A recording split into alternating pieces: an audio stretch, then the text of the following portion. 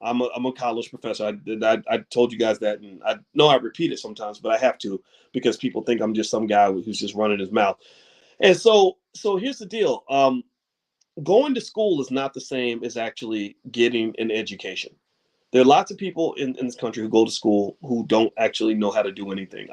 I went to when I was teaching on college campuses, I remember noticing that there were a lot of students who would go to school 4 years and just party for 4 years, and they would just and maybe they would come to class, maybe not, but they would think that because they spent 4 years in school that they naturally have higher levels of what is called human capital than say somebody who didn't go to school.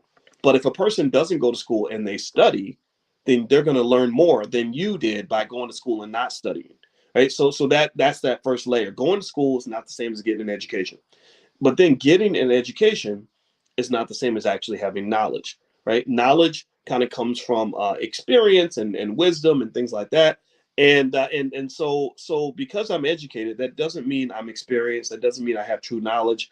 And then even deeper than that, having knowledge doesn't mean I have the right knowledge.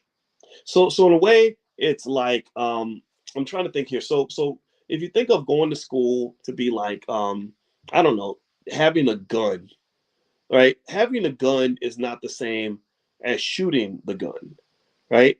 And shooting the gun is not the same as actually hitting the target. So we have a lot of people who have the gun of say a bachelor's degree. Right? They own a gun. Like I'm a shooter because I own a gun. No, you're not. You have a gun, but you haven't shot anything. You haven't actually accomplished any of the specific goals necessary for the community.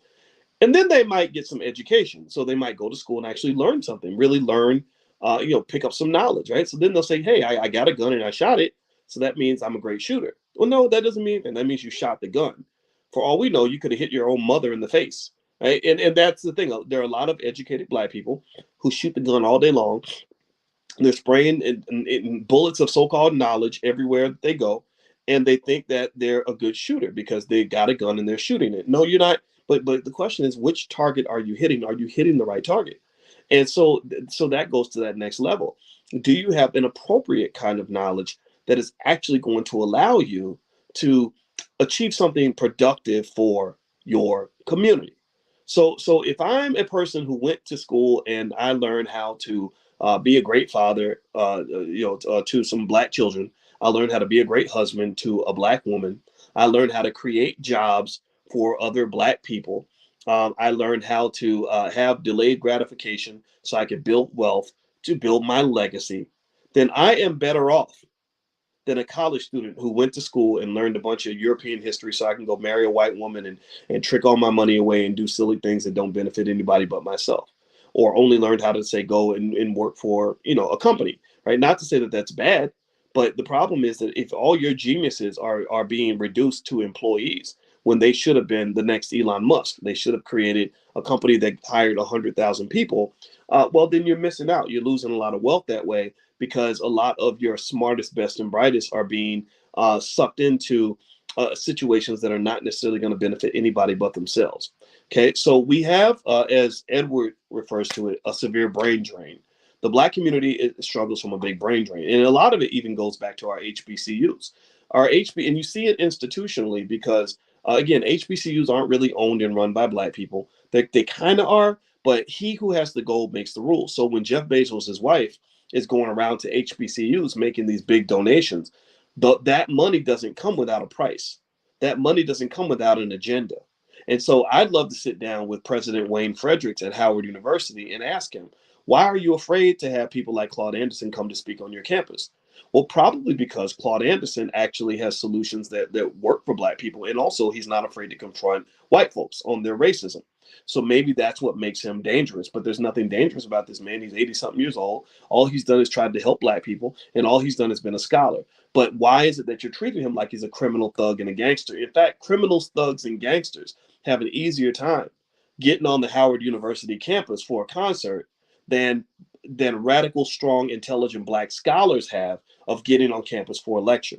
They will have a rapper come in and teach you how to beat your baby's mama until she's dead and go around and throw your money away and get high on drugs and Molly and all that stuff. They'll bring that in, no questions asked. No questions asked. But don't let an intelligent black man or black woman come to the campus who's actually trying to breathe life into a dead community, who's actually trying to guide these young people into situations that are not going to lead to just more slavery. Because I'm going to tell you, half of those students that are graduating from college are going to end up as slaves. They're going to end up slaves, and I'm going to tell you exactly why. Number one, most of them are buried in student loan debt, so much debt that they'll never be able to repay it. So they're not going to make black wealth better. They're going to make black wealth worse because they're actually going to die with a negative net worth. Number two, most of these individuals they go out and get great jobs, they can't create jobs for anybody but themselves, and those jobs don't even belong to them. So you're not really truly an economic leader or an economic parent. You're more like an economic babysitter, because what you're effectively being trained to do is babysit somebody else's business. You're babysitting a white man's institution where he can pass that wealth on to his children and all that other stuff.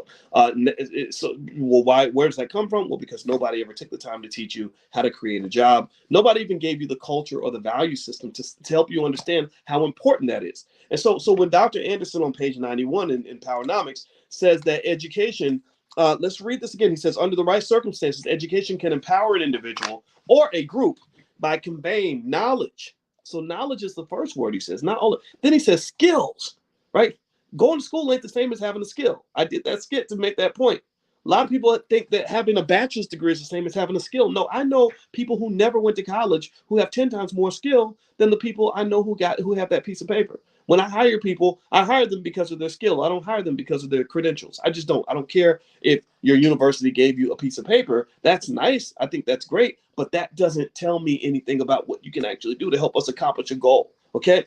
Next, value. So he says knowledge, skills, values.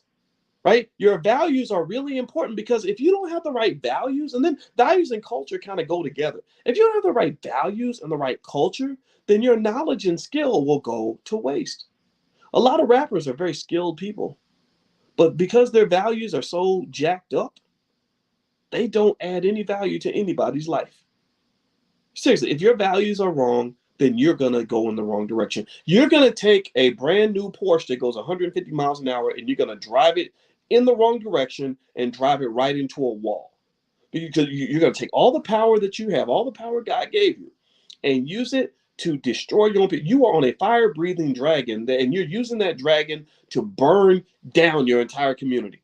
What good are you? I'd rather have you be uneducated. I'd rather have you have no knowledge, have no nothing, because an ignorant Negro with a lot of education in his brain and a lot of power under his belt is a liability to the community. You're not beneficial. So values and culture are really important. That's why these are the things that we must give our children early.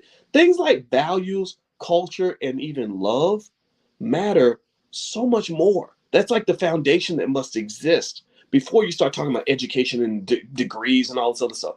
A kid with the right value system who then says, okay, I'm gonna go out here and work hard and get a good education and take it right back to my community, that kid becomes an asset. I'd rather receive 100% support from a person who has a 30. Let's say education on a scale of 0 to 10. Let's say the PhDs are at a 10 and uneducated people are a 0. I'd rather have somebody that's like a 4, who's giving me 100%, than to have somebody who's a 10 who's giving us 10%. Because a 10 who's giving 10% is only giving you 1. A 4 who gives you 100% is giving you 4. So in some cases, the 4 is better than the 1. So for example, when you look at black wealth and you look at the data on black wealth and who's actually helping black people to advance when it comes to wealth, it ain't the educated Negroes. It's not the ones who have the master's degrees and the JDs and all that. They're buried under student loan debt. They got jacked up by Biden's student loan bills where he passed the law years ago that said that you can't declare bankruptcy on your student loans. They're hemmed up in that again. They're in the student loan debt trap, many of them. The people that are actually improving black wealth are the people that have values like my grandmother, who understand basic ideas like you don't spend more than you earn, that you save consistently, that you don't buy the things that you don't need, that you want to invest. You plant your seed so that your seed will grow. They're putting money in, maybe in their 401k plans. They're maxing out their 401k plans. They're buying real estate. And a lot of these individuals did not go to college. They don't have a whole lot of education. They just have simple values. In fact, a little education can really be a dangerous thing, because education can trick you into thinking that you're smarter than you actually are. So a lot of times, the so-called new Negroes who think that they're just smarter than the whole community, who come back to their 40 their 70-year-old grandfather and tell him that he's ignorant and stupid or whatever, when they haven't really accomplished anything. These are the ones, actually, unfortunately, in some cases, that become a liability, right? Because you have to figure out what the goal is. So those key words here are knowledge, skills, values, culture, and then the last part is attitudes. I talked to my son about this. I said, look, man, I said, your problem is not your aptitude or your intelligence, it's attitude. If your attitude's bad, and your attitude is one of laziness and a lack of energy and a lack of enthusiasm for the things you want to do, then you will not succeed. But if you have the right attitude, you can overcome deficiencies in terms of talent and skill and resources. You really can. If your attitude, I'd rather be the person who goes hard and thinks big, who has mediocre ability, than to be the person who has extraordinary ability, who's afraid and weak and scared and distracted. Right? Attitude is everything. I'm telling you. So anyway, let me keep going here. Let me keep reading. And Kabibi, I saw you mention something about bringing me out to Seattle. If you want to bring me out anywhere, have me speak, just go to boycewatkins.com. There's a link to reach out and get in touch with my people, and they can set you in the right direction. All right. So if we are going to effectively deal with this nation's structural inequality and the inappropriate behavior patterns of some blacks, then schools must accept the burden of producing the human capital we need to achieve these critical objectives. Otherwise, we will have the blind leading the blind. Nothing underscores racial inequality of power and wealth more than this nation's education system. The question is, how can schools that are underfunded and ill-equipped produce black children that are competitive with white children? That's a good question. We need an education model that meets and serves the specific needs of black children. The test of a model is whether it empowers blacks to compete in political and economic marketplaces. Nothing more, nothing less. Empowering black children is more than teaching them math and reading skills. It is more than preparing them for public sector jobs or high-ranking positions in other people's businesses and other people's communities. They must know how to compete for wealth and power rather than poverty and acceptance. They must learn how to produce rather than consume. And they must be job producers rather than job seekers. For schools preparing Black America to compete means removing the chains of inappropriate behavior and teaching them to see, think, and behave anew. The classroom education must be relevant to the real world outside of the school, and Black children should learn more in classrooms than they do in the streets. Black children need schools to teach them how to live a life and earn a living in an increasingly pluralistic and competitive world. Only when schools are able to perform these functions will they be able to close the learning gap between blacks, whites, and other ethnic groups. And I'm going to tell you, these public schools ain't going to do it. They're not going to. They're at least 150 years away from actually properly educating black children, and even then, they're not going to do it right. They're just not. They're just not. In the Black Business School, when we teach our kids in the Black Millionaires of Tomorrow program, we give them an acronym. Let me see if I can remember what it was. We tell them to keep their poise. POISE. Write this down, because I want you to teach this to your kids. This simple lesson, if they memorize this will change their life. Your child will be on the trajectory to be a millionaire. This is all you need. So poise stands for producer. They want to be a producer and not a consumer. In this country, when it comes to wealth, the people that have the power are the producers, not the consumers. Give me a yes if you can, to confirm that you understand what I'm saying. You must be a producer, not a consumer. Doesn't mean you don't consume. We all consume at some point. I consume to buy this shirt and to buy this paper. But you got to be a producer of something if you want to have economic power in this country. The O stands for owner. Children who are obsessed with ownership at an early age tend to be wealthy, because with things like inflation hitting this economy, and it's never going to go away, the owners benefit because they own the assets that inflate in value. They call that asset inflation. This is something that's been happening in America for over 100 years. And if you are an owner, then you benefit. You build wealth without doing any work at all because you own assets. So the O stands for owner. Give me a yes to confirm you heard what I was saying. I stands for investor. All an investor is is a person who understands a basic idea that is not taught in our society. It is the idea called delayed gratification. When they studied which cultures do the best economically, politically, educationally, etc., around the world, they found that the Nigerians do extremely well because they embrace delayed gratification. They understand that you should make sacrifices today so you can have benefits tomorrow. This is in complete contrast to everything that's being taught in the music, everything's being taught in television, everything's being taught through the internet. Instant gratification people, they lose. The delayed gratification people, they win. The reason I am a millionaire now in my life is because when I was in my 20s, I embraced the idea of delayed gratification. When all my friends were making fun of me for being in school for until I was 31 years old and all this other stuff, all I would say is I'm going to spend a few years living like nobody else will so I can spend the rest of my life living like nobody else can. The next one, S stands for saver. So Poise, Poise. They want to be a saver, not a spender. I learned that from my grandmother. My grandmother used to laugh and make jokes about all the Negroes in our family who made 3 times more money than her, but didn't have any money in the bank and would come to her to borrow money. Why are you borrowing $30 from grandma when you make $110,000 and grandma makes $22,000 a year? Well, because grandma made $22,000 a year and spent 18. So grandma was saving. Grandma was putting her money in places where it wasn't going to go away. So savers do better than spenders. These are basic ideas. This is not complex, but Americans are psychologically trained to spend. In fact, it's crazy. Think about this. You've had outrageously high inflation, but wages are not going up. So how in the hell are you maintaining that lifestyle? Well, it's because you're going out and you're getting the credit cards and you're going in debt to do it. So the debt levels are going up. Okay. And and if everybody in America practiced the stuff that we're talking about today, then the whole economy would crash because rich people benefit from the fact that there are so many people in this country that are trained at an early age to not have any form of economic discipline. The last part is the E. The E stands for entrepreneur. Entrepreneur. Entrepreneurs, generally speaking, have more wealth than people who chase jobs. Why is that? Well, because if you come up with one good business idea, then suddenly you're making $100,000 a month, a whole lot more money than anybody could ever make by working for a company.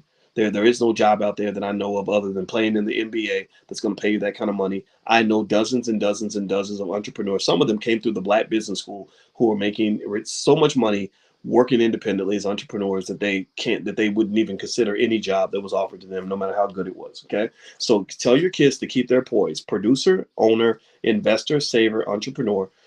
Give me a yes to confirm that you'll share this with your family. Also, have your kids memorize this, and if they memorize this, literally, if the child just memorized this one acronym, that's going to change the whole trajectory for their life because every economic decision they make now will be designed around a framework that says, oh no, I want to be a producer, not a consumer. I want to be an owner, not a renter. I want to be an investor, not just a borrower. I want to be a saver, not a spender. Oh, I want to be an entrepreneur. I want to be the boss. I don't want to just work for other people for the rest of my life. If they have that mindset, that's shaping their culture, their values, and their attitude.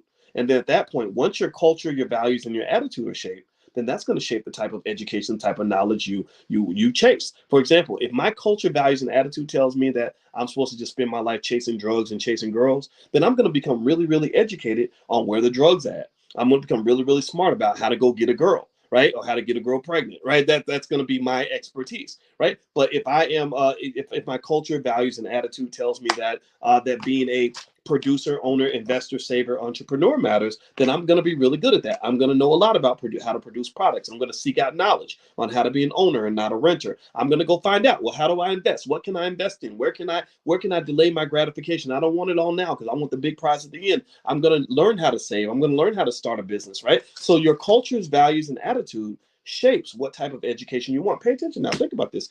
Everybody's got a cell phone. Even poor people have cell phones.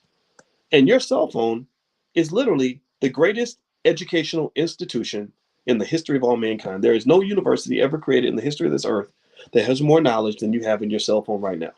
So access to the knowledge and the information is not the problem. The question is, what do your culture, values, and attitudes tell you in terms of what type of information you want to be seeking out? So if your culture, value, and attitudes have been shifted in the wrong direction, then maybe the knowledge you might want to seek out is what's going on with Cardi B and her baby daddy.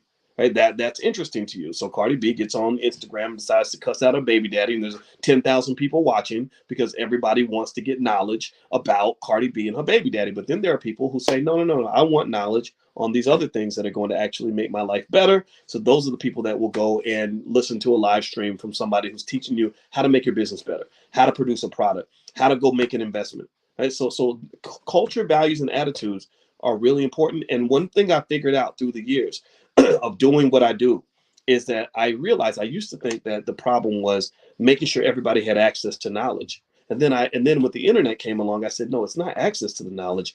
It's okay. Maybe I have to make sure that they just get the knowledge and lay it out there for them. But then I was like, wait a minute, we're in a culture war. We're in a culture war. Because if your culture is bad, then it doesn't matter how much knowledge I give you, you're not going to take it. So let me keep going. All right. So and by the way, just a reminder, don't forget, I just want to remind everybody, don't forget the All Black National Convention happens October 28th through the 30th in Charlotte, North Carolina. I mentioned that earlier. The hotel is the downtown Sheraton.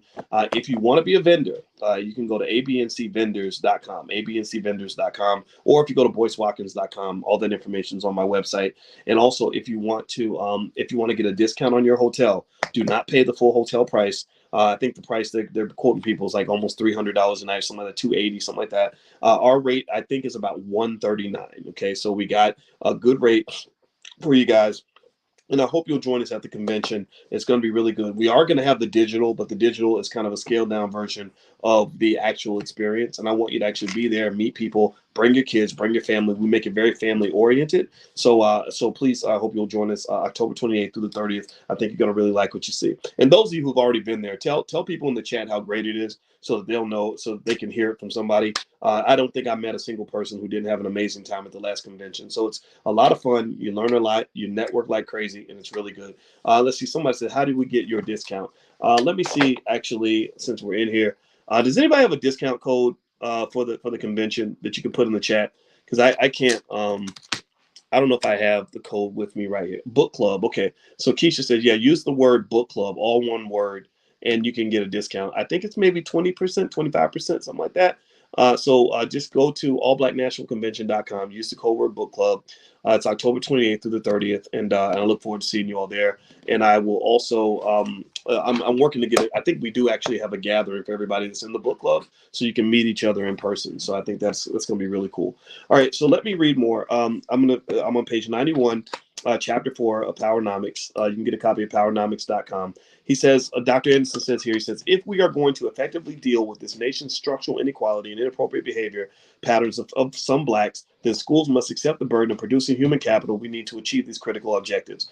Empowering black children is more than teaching them math and reading skills. It's more than preparing them for public sector jobs or high-ranking positions in other people's companies. I'm skipping forward because some of the stuff I already read. Black children need schools to teach them how to live and earn a living in an increasingly pluralistic and competitive world. So here's, in the next section, he takes a look at traditional schools. This is where he gets into the history of public schools and some of the racism in that history. He says, Horace Mann, the architect of the common school system, ignored the existence of slavery and racism and described public education as the great equalizer. Mann was persuaded by the nature of the times to envision schools as institutions for whites. He felt that schools for the less privileged would provide them opportunities for social and economic advancement.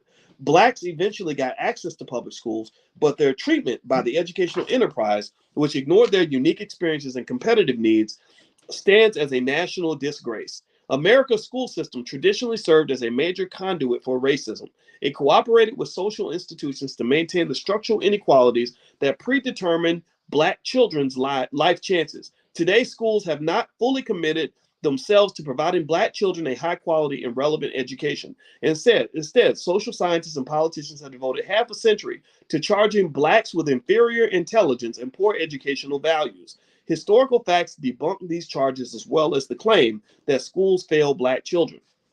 Education is supposed to reward citizens for academic achievements based on the rule that the more education you have, the more wealth and money you gain. However, figure 11 on page 93 tracks economic and educational progress and reveals that there is practically no relationship between black people's level of wealth and income and their level of educational achievements. Like I said earlier, the educated Negroes are not moving us forward at all. I'm not making fun of you if you have education. I'm an educated Negro, but that's not moving wealth forward. There's a whole different set of skills you have to pick up outside of the educational system. The educational system is an indoctrination system that prepares you to be a good servant to a white supremacist system.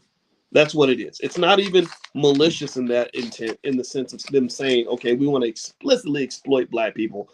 It's literally built on such an insidious, deep level of white supremacy that even the white supremacist doesn't know he's being a white supremacist. And what do I mean by that? Well, there are so many black people, white people, excuse me. These are your so-called allies, and this is why I don't really run with the ally thing, who really believe that the best thing they can do for black people is to make them like white people.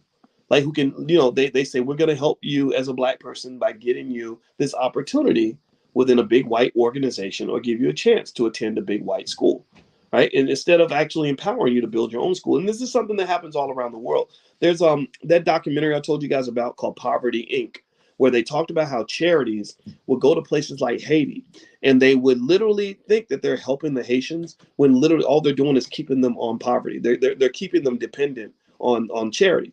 And so what somebody said was, they said, instead of going to Haiti and giving away a bunch of sneakers or a bunch of food that you're giving away, why not empower the Haitian people to teach them how to build factories so they can make their own products, make their own shoes, or grow their own food? Why do you feel like you got to go pay another European to go make a product that you're going to go give away to the Haitians for free? You're not even giving the resources to the Haitian people.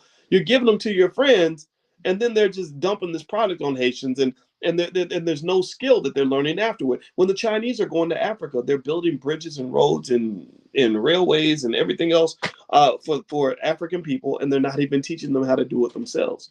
And to some extent, that's kind of life, right? I mean, that's the pimp game, right? They want to maintain control and maintain power.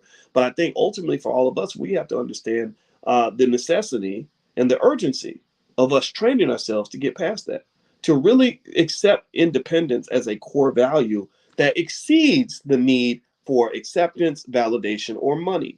A lot of times, because you want to make the fast money, well, then going after the job is the best way to get that, because white folks have money, they can pay you money to come work for them and stuff like that. So that's what you want. So if you have no value, if you see no value in freedom, the freedom of being a business owner or controlling your community or having some say in what happens in your space, then you're going to go just chase after the money because white folks have all the money. So money can't be the number one factor in every decision that you make. I understand if you have a lack of money, sometimes you've got to make decisions in order to get enough money so that you can get past money as as a variable, right? And I get that, right? So sometimes if our money's tight, we got to do what we got to do to get the money. But there has to be a point where you say, okay, I have enough money now.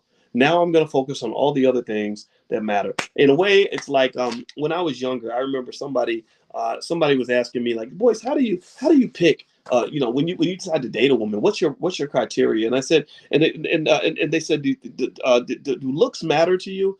And I said, I don't think they matter. That it matters that much.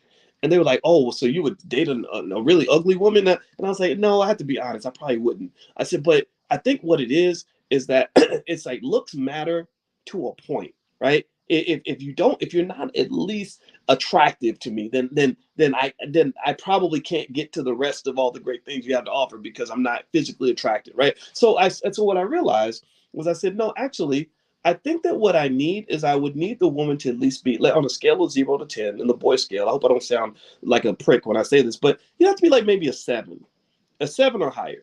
So if you're a 7, then it doesn't mean that it's, so at that point there's like a difference, right, between a 7 and say a 9, but the 9 doesn't automatically win because you both kind of have hit the minimum threshold. You're both a 7 or higher.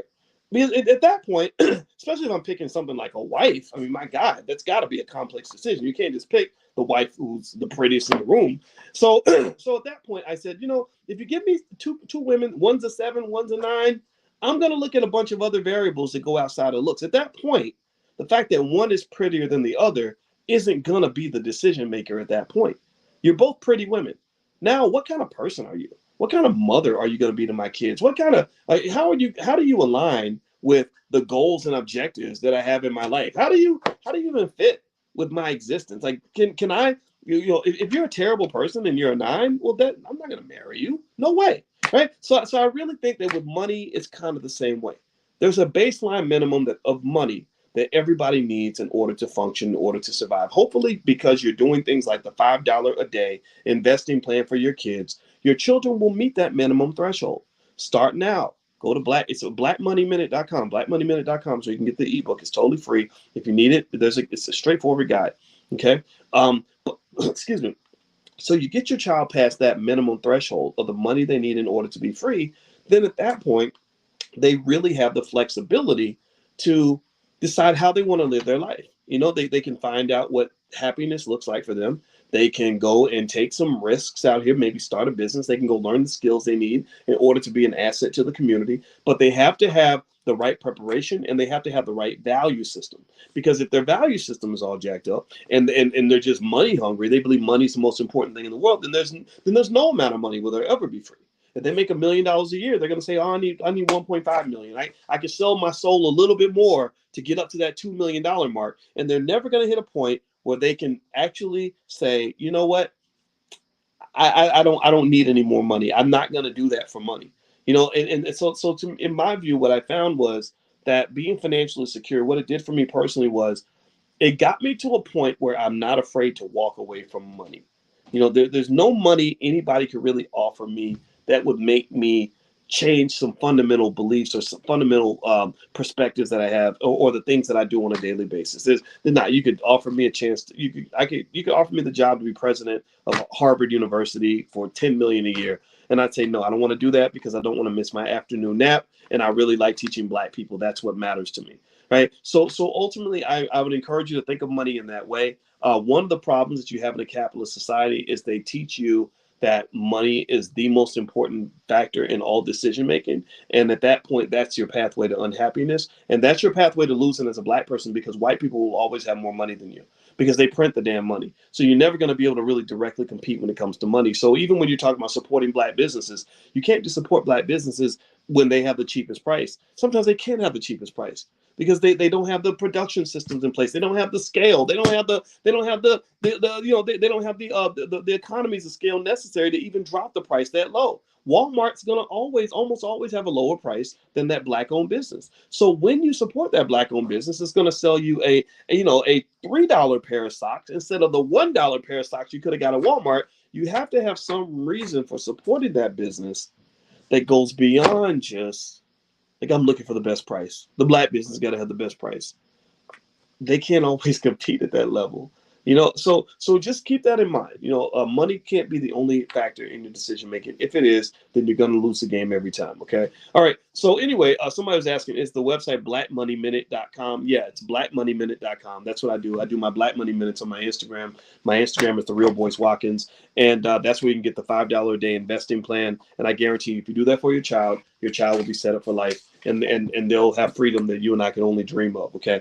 All right. So anyway, I'm done. I'm going to go and hang out with my wife. I hope that this conversation was helpful. I hope that we benefited from the discussion today. Don't forget, we're going to meet again next Wednesday. And also, for those of you that are in some of the other classes, the options class, stuff like that, I'm going to reach out to you guys pretty soon. In fact, Sunday night, Dr. Alicia is going to do another money mindset masterclass training, where she's going to talk to you about the psychology of money. She's got a whole agenda, from everything from financial trauma to financial anxiety to financial infidelity, like all these things she's going to do, because she's a heavy scholar like that. And so ultimately, if that's of interest to you, then feel free to go to drboyceprime.com. There's a lot of benefits that come with the Prime program, and I hope you'll consider joining. All right, guys. So the URL, yes, drboyceprime.com. All right, everybody. Well, have a good night. God bless you, and I will see you soon. Take care now. Bye-bye.